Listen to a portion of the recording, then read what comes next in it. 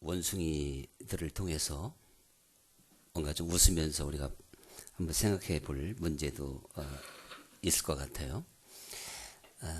그 원숭이 세계에서 자식 사랑을 그 엄마가 뛰어날까 또 아버지가 더 뛰어날까 시험하기 위해서 그 엄마 원숭이하고 아기 원숭이를 놓고 그러니까 철판 위에 놓고 막 불을 지폈대요. 점점 뜨겁게, 그리고 한참 불을 지피고 가보니까 말이죠, 엄마 원숭이가 아기 원숭이를 배 위에다가 올려놓고 그대로 이제 불에 그냥 달구어져서 죽어 있더라는 것입니다. 야, 그래서 참 대단하다. 그래서 그 다음 날은 이 아빠 원숭이하고 또 새끼 원숭이를 놓았는데 똑같이 했어요. 가보니까 말이죠, 아빠 원숭이는 새끼 원숭이를 깔고 위에 살아있더랍니다. 작년 얘기하고 또 하는 게 사실은요. 근데 미리 얘기하면 김새일까 봐서 기억력이 좋으신 분은 반쯤 나가니 벌써 웃고 있습니다. 저도 남자로서 이거 소개해야 되나 말아야 되나 참 굉장히 고민을 많이 하면서 했는데, 그건 어디까지는 원숭이고 사람은 절대 그렇지 않은 거죠. 여러분이 늑대를 볼 때 늑대하면 별로 좋은 이미지가 없을 겁니다. 그런데요, 제가 이거 뭐 시는 아니지만 어차피 제가 시인이고, 그러면 이제 저도 그 부분은 프로인데 프로답게 한번 신앙송을 해 드릴 테니까요. 낭송법으로 늑대가 어떤 정말 늑대인지 한번 느껴보시기 바랍니다. 늑대는 평생에 한 마리의 암컷만을 사랑한다. 그러다 암컷이 먼저 죽으면 가장 높은 곳에서 울어대며 슬픔을 토한다. 늑대는 자신의 암컷을 위해 목숨까지 바쳐 싸우는 유일한 포유류다. 늑대는 자신의 새끼를 위해 목숨까지 바쳐 싸운다. 늑대는 암컷이 죽으면 어린 새끼를 홀로 돌보다가 새끼가 성장하면 암컷이 죽었던 곳에 가서 자신도 굶어 죽는다. 늑대는 사냥을 하면 암컷과 새끼에게 먼저 음식을 양보하고 자신은 주위를 살피며 경계를 늦추지 않고 망을 보다가 온 가족이 다 먹고 난 후에야 먹는다. 늑대는 제일 약한 상대가 아닌 제일 강한 상대를 선택해 사냥한다. 늑대는 독립한 후에도 종종 부모를 찾아와 인사를 한다. 늑대는 인간이 먼저 그들을 괴롭히지 않는 한 인간을 먼저 공격하지 않는다. 이렇게 늑대에 관한 이야기가 있습니다. 참 대단하죠? 근데 여기까지만 끝났으면요, 제가 몇몇 분한테 좀 카톡으로 넣어주려고 그랬더니 뒤에 말이 안 좋아서 안 넣었어요. 제가 누가 카톡으로 넣었기 때문에 제가 원본 그대로 한번 읽었어요. 함부로 남자를 보고 늑대라 하지 마라. 남자가 늑대만큼만 살아간다면 여자는 울 일이 없을 것이다. 참. 그래서 이걸 제가 지우는 기술이 없어가지고 못 보내드렸는데, 원하면 제가 몇 사람한테 카톡을 넣어드릴게요. 네. 사실 참 하나님께서 뭐 늑대니까 짐승이라 해야 되겠죠. 짐승인 늑대에게 이러한 참 능력을 줬다. 참 대단한 일입니다. 그렇기 때문에 우리 사람들에게 부모를 공경하라, 이렇게 말씀하게 된 줄로 믿습니다. 사실 우리 사람들이 그렇게 할 수 있는 능력이 없다면 하나님께서 부모를 공경하라, 이렇게 말씀을 하지는 않으시겠죠. 근데 사실 이 부모님 생각하면 우리가 생각할 수 있는 건 무엇보다도 긍휼을 떠올릴 수가 있습니다. 그리고 긍휼과 사랑이라고 말할 수가 있겠죠. 우리 인간의 세계에서 가장 그래도 아름다운 긍휼과 사랑을 표현해 볼 수 있다면 그 부모가 자식을, 불쌍히 여기고 긍휼히 여기고 또한 사랑하는 것이라고 말할 수가 있을 겁니다. 그러니까 사실 그 하나님의 사랑과 긍휼은 너무나도 커서 사실은 표현하기가 어려운데 그나마 가장 근접되게 표현할 수 있는 게 부모님의 사랑이다. 또한 부모님의 긍휼이다. 이렇게 설명해 볼 수가 있겠죠. 그래서 우리가 성경 말씀에 보면은요, 내 부모를 공경하라 이런 말씀은 있지만 내 자식을 사랑하라 그런 말씀은 없습니다. 그건 하나만 하고 그 말 자체가 웃깁니다. 또 네 자녀를 긍휼히 여겨라 이런 말씀도 없습니다. 본래부터 부모는 자식을 사랑하고 긍휼히 여기기 때문에 이제 하나님께서 그렇게 말씀을 하시지 않고 있다는 사실이죠. 그런데 사실 우리가 아무리 부부지간에도 말이죠, 그 긍휼과 사랑이 있기 때문에 부부 싸움은 칼로 물베기다. 그런 참 속담이 나오기도 했습니다. 근데 칼로 100번 1000번 베다 보면 문제가 생깁니다. 그러나 부모 자식 간에는 100번 1000번 아니라 수없이 많은 그러한 자식의 배반과 또한 부모의 가슴에 못을 박는다 할지라도 오늘 말씀처럼 그 노여움은 잠깐이고 그의 은총은 평생이로다 하는 말씀을 실감하게 되는 것이죠. 그래서 보면 사실 부모님들도 자식이 잘못할 때는 노엽잖아요. 화가 나잖아요. 그런데 그것은 정말 잠깐이잖아요. 잠깐이고 바로 아이고 내가 한 말로 또 상처받지 않았을까 이렇게 염려하는 것이 또 거기다 대고 집을 나갔다. 그러면 집에 돌아올 때까지 그 부모가 얼마나 애타는 마음으로 기다리겠습니까? 그렇기 때문에 그 노여움은 잠깐이고 그의 은총은 평생이로다. 참 실감이 나지요. 역시 하나님도 우리들을 향한 노여움은 잠깐이고 정말 잠깐입니다. 그러나 하나님의 은총은 우리에게 평생에 이 모양 저 모양으로 가득가득 차게 될 줄로 믿습니다. 그래서 이 부모님들이 자식들을 볼 때는 근본적으로 긍휼과 사랑의 눈으로 보게끔 되어져 있지요. 하나님이 그렇게 만드셨으니까요.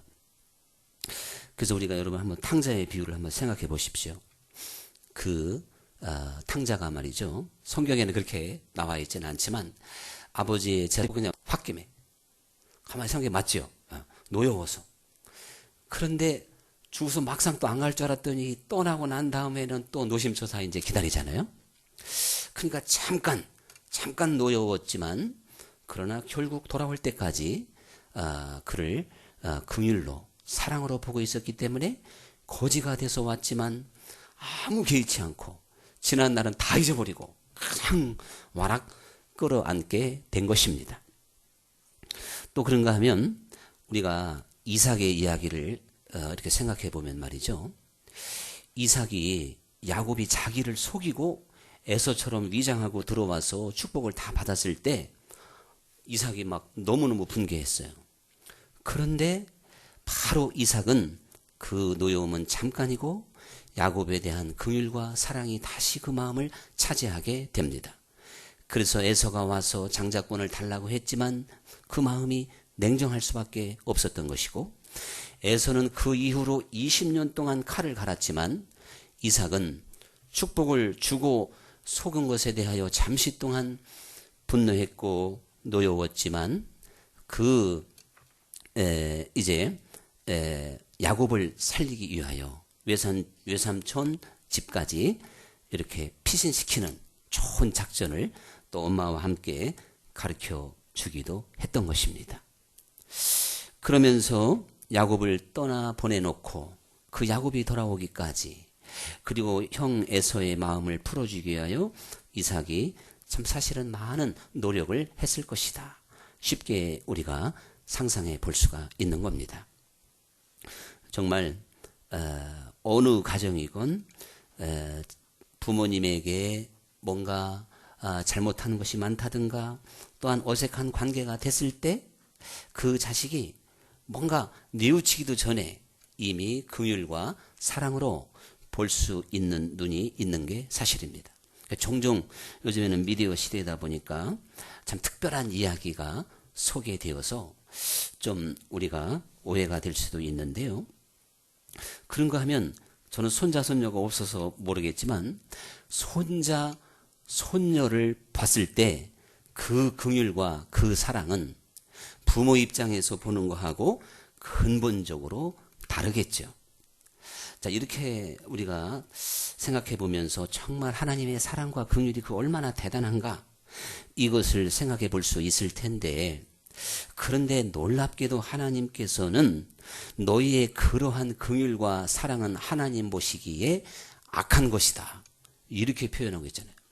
너희 악한 자라 할지라도 자식에게 좋은 것으로 줄 줄 알거든 하물며 하늘에 계신 너희 아버지일까 보냐.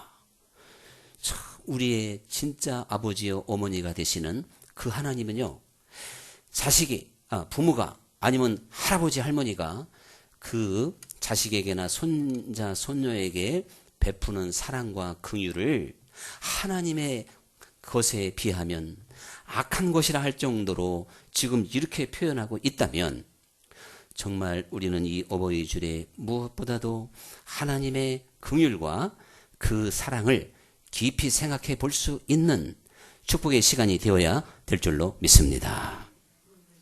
그러면서 여러분, 우리가 이스라엘의 역사를 이렇게 한번 살펴보면요, 참 이스라엘이 반역하고 또 이스라엘이 우상 숭배에 빠지고 그러면 사실 하나님께서 진노하셨어요, 분명히.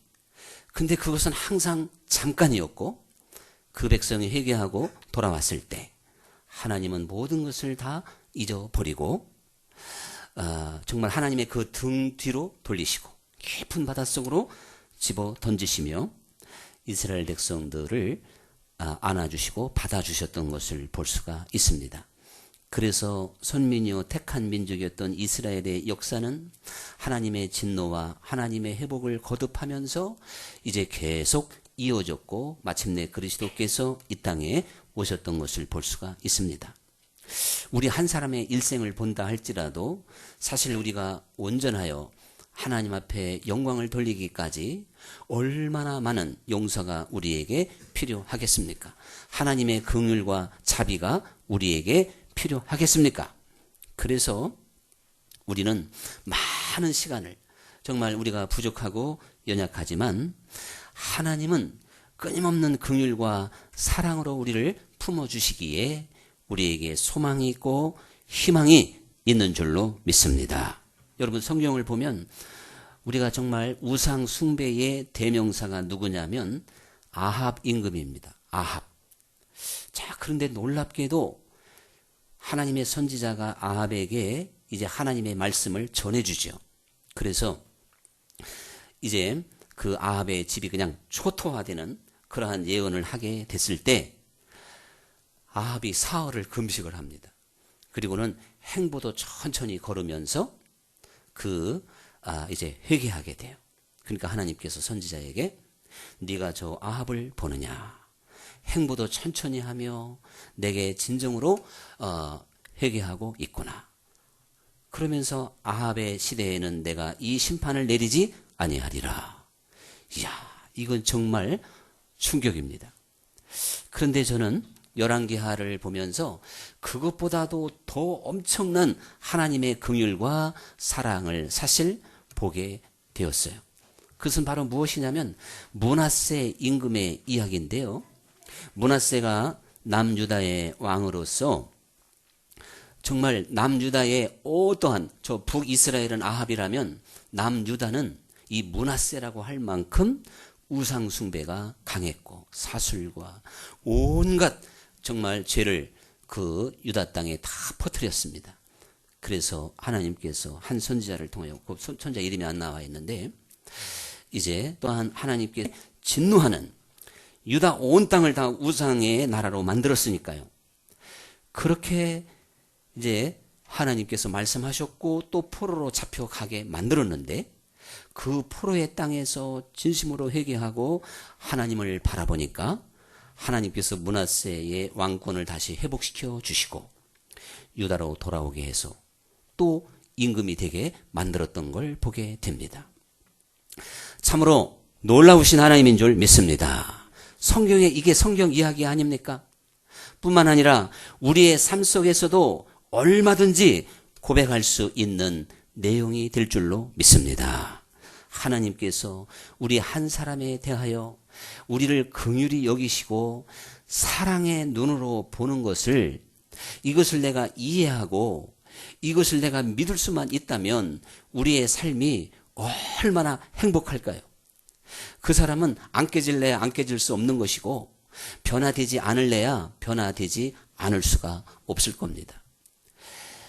우리가 정말 일평생 신앙생활을 해도 변화받지 못하고 그리스도를 본받는 삶으로, 거룩한 삶으로 믿음의 길로 나아가지 못하는 것은 때가 되면 그렇게 나가야 될 텐데, 그 근본적인 것은 하나님이 나를 얼마나 사랑하시는지, 하나님이 나를 얼마나 불쌍히 여기고 있는지를 알지 못하기 때문에 그런 것이에요.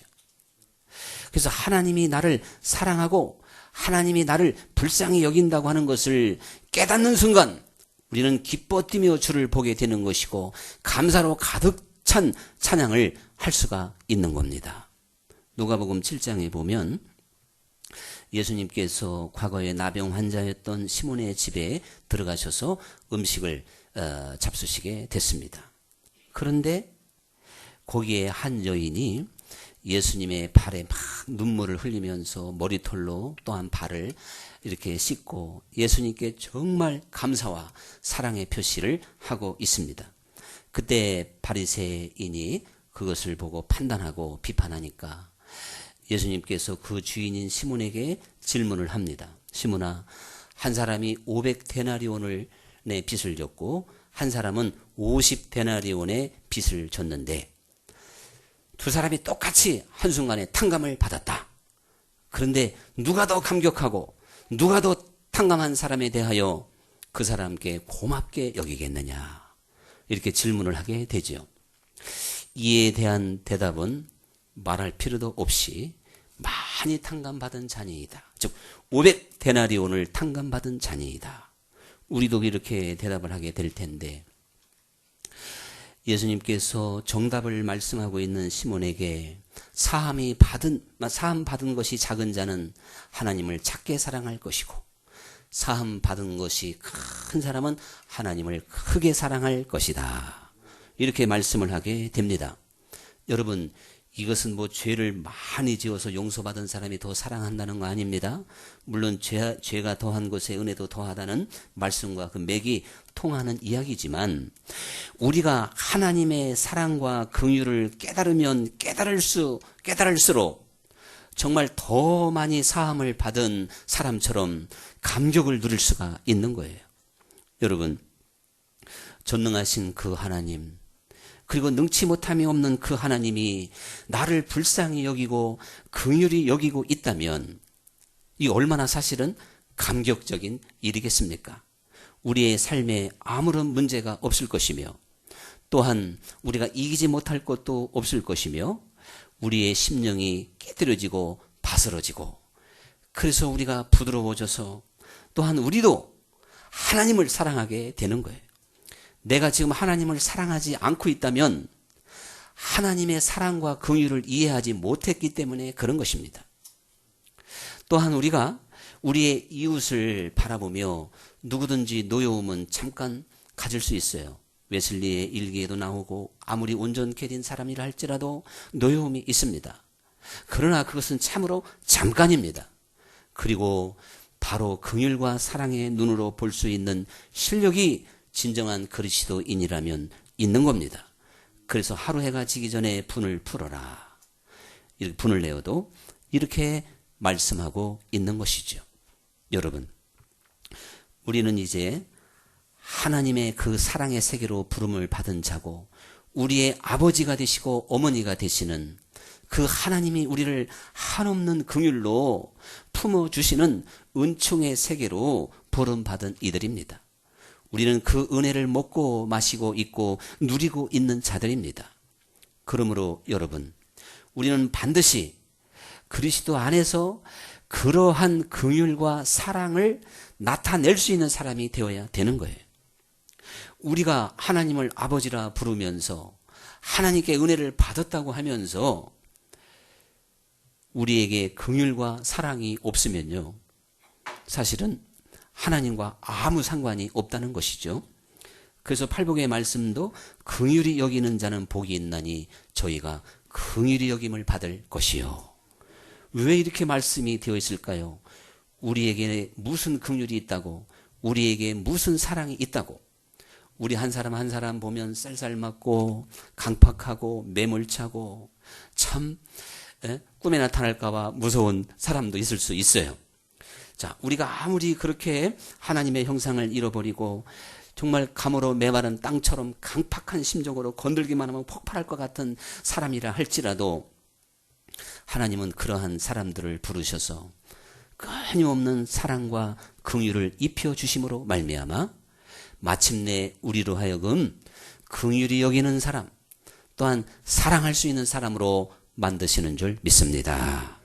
그래서 성경 말씀은 하나님은 사랑이라 사랑하지 않는 자는 하나님을 알지도 못했다는 것입니다. 누가 감히 하나님을 알았다고 말할 수 있을까요? 귀신이 더 잘합니다. 하나님이 이 세상을 어떻게 만드셨는지, 하나님의 아들이 이 땅에 오신 것도 귀신이 먼저 알아봤습니다. 제자들도 모르는 걸 귀신이 알아보고 거라사 땅의 무덤이 거룩한 이시여 귀신 들린 자가 알아봤는데도 제자들은 모른단 말이에요. 여러분, 내가 가지고 있는 지식과 경험과 일평생 신앙생활한 것으로 우리는 안심해서는 안 됩니다. 하나님의 세계는 그렇게 되어져 있는 세계가 아닌 거예요. 우리는 그 놀라우신 하나님의 사랑과 긍휼을 내 가슴에 배울 수 있어야 되고 그 생명이 내 속에 심어져야 된다는 사실입니다. 그러므로 하나님의 말씀은 이렇게 때문에 내 이웃을 네 몸과 같이 사랑하라 하였고 1만 달란트 탕감받은 사람이 100데나리온 빚진 사람을 용서하지 않았을 때 그를 다시 감옥에 가더라고 이렇게 말씀하게 된 겁니다. 진정으로 1만 달란트를 탕감받은 감격과 사랑이 있다면 내 생활 속에 100데나리온 뭐 어떤 재건 내 자식을 죽였어도 그건 100데나리온에 불과하다는 거예요. 이렇게 하나님은 보시기 때문에 우리는 그 노여움을 품고 잠시 기도하며 그것을 풀어낼 수 있고 즉시 긍휼과 사랑의 눈으로 모든 사람을 볼 수 있는 능력을 가져야 될 줄 믿습니다. 하나님의 나라는 말에 있지 아니하고 오직 능력에 있습니다. 어떤 능력일까요? 사랑할 수 있는 능력, 긍휼히 여기는 능력입니다. 이것이 없다면 사실 하나님 나라에 아무 소망도 없습니다. 우리는 그리스도를 만난 적도 없고 하나님의 거룩한 씨앗이 내게 심겨진 바도 없고 하나님의 은혜가 무언지 받아본 적도 없습니다. 아무리 감으로 메마른 땅도 여름날에 소낙비가 내려지면 풀어집니다. 물렁물렁해집니다. 그 굳어진 땅은 흔적도 없이 사라집니다. 하나님의 은혜는 더 권능이 있고 능력이 있어서 우리의 심령을 갈아엎을 줄로 믿습니다. 물된 동산과 같이 만드실 줄 믿습니다. 오늘 우리의 심령이 굳어져 있지는 않나요? 강팍해 있지는 않나요? 우리는 사랑하기보다는 정말 미워하고 원수 맺기를 좋아하는 그러한 강팍한 심령은 되어져 있지 않나요? 우리가 하나님의 사랑과 긍휼의 세계에 조금이라도 눈을 열어서 그 은혜와 그 능력을 받아서 우리가 마침내 긍휼을 나타낼 수 있고 사랑을 또한 실천할 수 있는 하나님의 자녀들이 되어야 되는 것입니다. 그래서 긍휼은 모든 심판을 이기고 자랑하느니라. 저는 성경 말씀을 봤을 때 정말 우리가 온전하게 살아야 되고 말씀대로 살아야 되는데 그렇게 사실 할 수 없는 연약한 육신이에요. 그래서 하나님이 정말 귀하게 피할 것을 주셨구나. 그게 바로 뭐냐면 긍휼이라는 것입니다. 결론적인 건 내게 긍휼이 있어야 그게 나를 내게 은총을 베풀 수 있는 길이 열리는 것이지, 내게 긍휼이 없는데도 나를 위해서 죽으신 예수님이 나를 어떻게 할 수 있다고 생각하면 큰 착각입니다. 여러분, 기독교는 바로 체험의 종교라는 건 바로 그런 것이에요. 우리는 무엇보다도 하나님의 사랑과 긍휼을 체험할 수 있는 하나님의 자녀들이 되어야 될 줄 믿습니다. 그러므로 이 어버이 주일에 지금까지의 삶을 돌아보고, 그리고 하나님께서 내게 베푸신 은혜와 긍휼이 얼마나 엄청난가를 생각한다면 우리의 심령이 저절로 열려야 맞잖아요. 무엇 때문에 더 그렇게 심령을 닫고 있을 필요가 있겠습니까? 우리가 그 하나님 은혜의 보좌 앞에 담대히 나아가야 되는 것 아닙니까? 무엇 때문에 망설여야 됩니까? 무엇 때문에 기도의 문을 열지 않습니까? 무엇 때문에 하나님을 사랑하지 않습니까? 무엇보다도 중대한 문제가 해결되었고 하나님은 기다리고 있고 우리에게 엄청난 은혜를 예비하고 있는데, 구하는 자에게 주시는 약속의 하나님, 찾고 두드려야만이 줄 수밖에 없는 그 하나님을 구하고 찾고 두드리지 못해서 일평생 감으로 메마른 신앙생활, 세상 사람과 전혀 다를 바 없는 그러한 어두운 심령을 가지고 살아가야 되겠습니까? 우리 모두는 다 하나님의 아들의 권세를 가지고 살아야 될 줄 믿습니다. 그게 신앙생활이에요. 우리 정말 믿음의 길을 너무나도 몰라서 사람들이 진리의 길에서 이탈되어져 있습니다. 이 거룩한 부르심 앞에, 긍휼과 사랑의 세계로 초대하는 그리스도의 부르심 앞에 우리 모두 다 마음을 열고 그 예수님을 만지고 그 예수님을 만남으로 예수 그리스도를 본받는 그리스도의 향기요 편지가 되어야 될 줄 믿습니다. 오늘의 찬양 드리겠습니다.